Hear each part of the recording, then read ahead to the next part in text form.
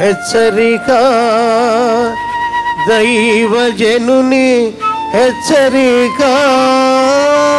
చాలామంది అడుగుతారు, మీరు యంగ్గా ఉంటారు ఏంటండి, మీరు ముసలోళ్ళు కదా, మీ తల ఎందుకు నల్లగా ఉంది, మీరేంది మోకరిస్తారేంటి, మీకు అంత ఓపిక ఎక్కడి నుంచి వచ్చింది ఏంటండి?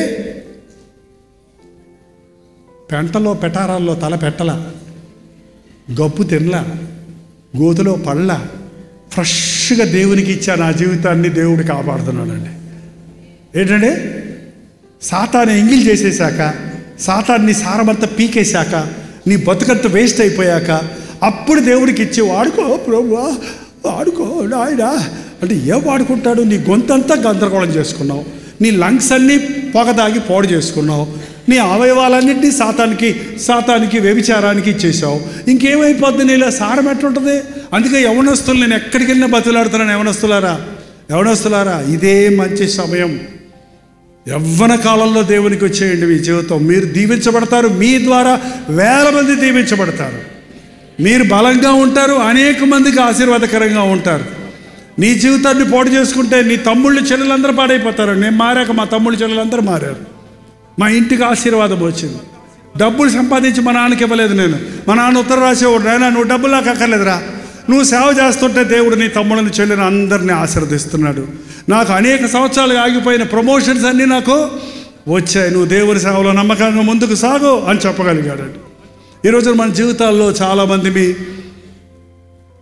మన బిడ్డలను దేవుని సేవ చేయడానికి దేవుడు పిలుస్తుంటే వద్దులే నాయన కష్టాలు ఉంటాయంట. సరే కష్టాలు ఉంటాయి, కష్టాలు లేకుండా లేవండి.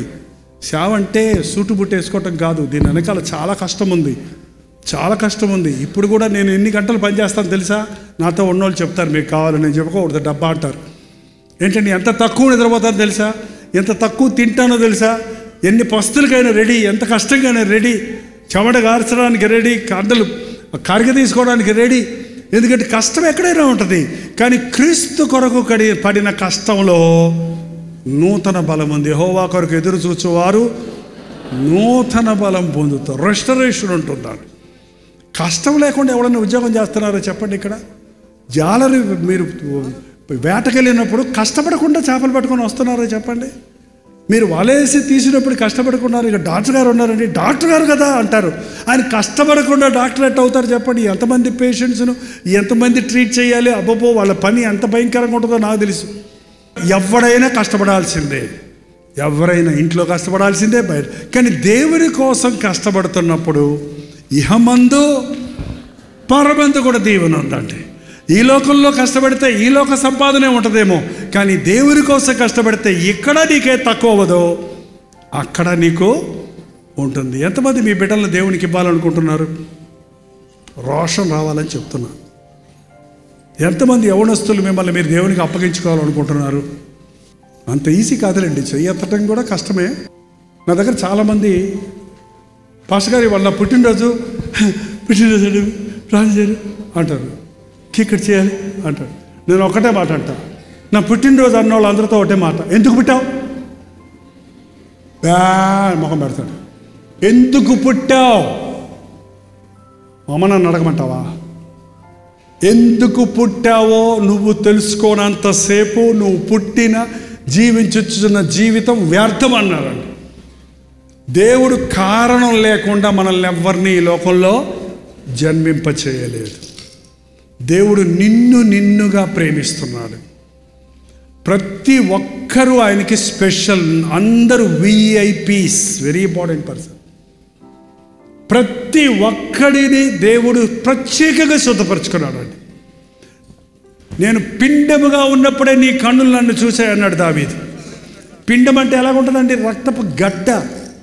రక్తపు గడ్డగా ఉన్నప్పుడే నియమించబడిన దినములలో ఒకటైనను కాకమునిపే నా దినములన్నీ నీ గ్రంథంలో లిఖితములాయెను.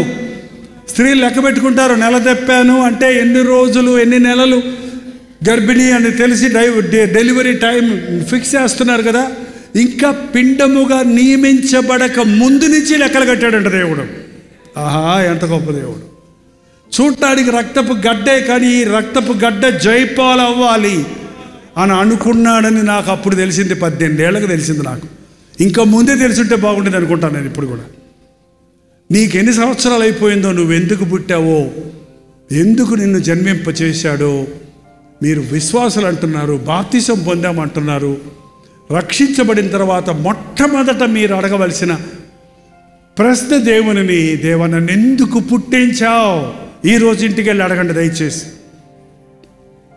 నన్ను ఎందుకు రక్షించుకున్నావు? ఇంకా గొప్ప విషయం ఏంటంటే, పుట్టినోళ్ళు చాలామంది ఉన్నారు, రక్షించబడ్డోళ్ళు కొద్దిమంది ఉన్నాం. దేవుడు ప్రత్యేకంగా నిన్ను ప్రేమించాడు కాబట్టే నీకు దొరికాడు ఈ గొప్ప దేవుడు. నీ పక్కింటోళ్ళకి లేరు, నీ ఎదురింటోళ్ళకి లేరు. కొన్నిసార్లు అంటారు, మా ఇంట్లో నేను ఒక్కదాన్నే మారాను, నేను ఒక్కడనే మారాను. నిన్ను అంటే అంత ప్రేమయ్యా ఆయనకి, అంత ప్రేమ. నీ ద్వారా నీ ఇంటి అంతటిని మార్చాలని దేవుడు ఎందుకు మనల్ని పుట్టింపజేశాడో వ్యక్తిగతంగా మీరు ఇళ్ళకి వెళ్ళి ప్రార్థన చేయండి. బాళ తెలుసుకోండి, దేవుడు చెబుతాడు. ప్రార్థన. పరిశుద్ధుడా, ప్రేమగల తండ్రి, ఒక్కసారి నీ బిడ్డలను చూడయ్యా.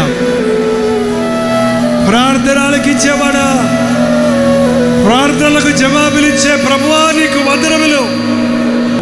ఆత్మయందు తీవ్రత కలిగి ఆధ్యాత్మిక జీవితములలో వర్ధిల్లు వారిగా ఉండుటకు పరిశుద్ధాత్మతో మమ్మల్ని ఒక్కొక్కరిని అభిషేకించుము నాయన. నేను నా ఇంటి వారు యెహోవానే సేవించుదామన్న తీర్మానంతో ఇంకా గృహాలలో మారని వారు మారినట్లుగా ఈ రాత్రిని పరిశుద్ధాత్మ కార్యములు జరిగించుము నాయన. ప్రతి ఇంటిలో కుటుంబ ప్రార్థన, ఇంటి చుట్టూ దేవుని కంచె ఉంచి